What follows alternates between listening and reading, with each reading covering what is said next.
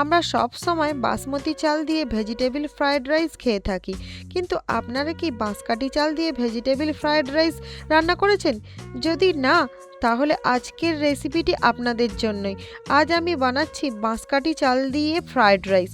নমস্কার বন্ধুরা, সীমার খাবার চ্যানেলে আপনাদের সকলকে স্বাগত জানাই। আজ আমি বানাচ্ছি বাঁশকাঠি চাল দিয়ে ভেজিটেবিল ফ্রাইড রাইস, ঝরঝরে, রঙিন আর একদম রেস্টুরেন্ট স্টাইল, যা লাঞ্চ, ডিনার বা টিফিনের জন্য একদম পারফেক্ট আর একদম হেলদি, কারণ এতে থাকছে সব রকম ভেজিটেবিল আর অল্প তেল, তাই খুবই হেলদি রেসিপি। চলুন শুরু করা যাক আজকের রেসিপিটি। এই রেসিপিটির জন্য যা যা উপকরণ লাগছে সেগুলি হলো বাঁশকাঠি চাল, গাজর, ক্যাপসিকাম, পেঁয়াজকলি, কাজু, কিশমিশ, নুন, চিনি, ঘরে তৈরি ফ্রাইড রাইস মশলা, সাদা তেল, গাওয়া ঘি। সবার প্রথমে আমি 2 কাপ বাঁশকাঠি চাল ভালো করে ধুয়ে জলে ভিজিয়ে রেখে দিলাম 1 ঘন্টা। তারপর সব ভেজিটেবিলগুলো কেটে নেব।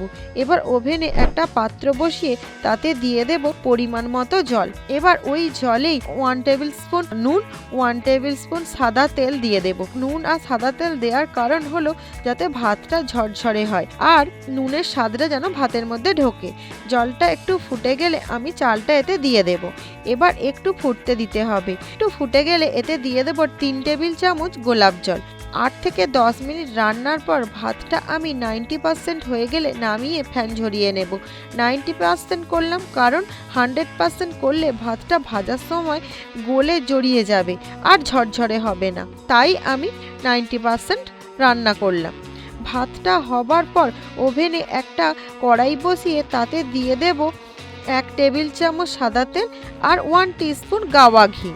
এবার একটু গরম হয়ে গেলে তাতে কেটে রাখা ভেজিটেবিলগুলো দিয়ে দেব। আমি এখানে গাজর, ক্যাপসিকাম আর পেঁয়াজকলি দিয়ে দিচ্ছি। বন্ধুরা, আপনারা যদি আমার চ্যানেলে ভেজিটেবিল হেলদি পোহা রেসিপি দেখতে চান তাহলে ওপরে থাকা আই বাটনে ক্লিক করে দেখে নিন। এবার একটু এগুলো ভেজে নেওয়ার পর আমি এতে দিয়ে দেব কাজু আর কিশমিশ।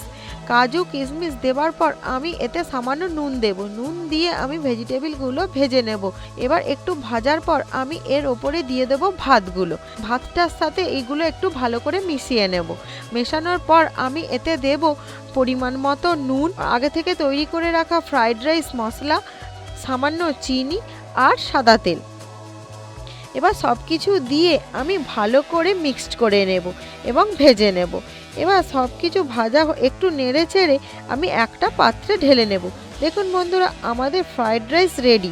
বাঁশকাঠি চাল দিয়েও কত সুন্দর ফ্রাইড রাইস রান্না করা যায় সেটাই আজ আমি আপনাদের আজকে দেখালাম। কতটা ঝরঝরে আর কালারফুল হয়েছে দেখুন।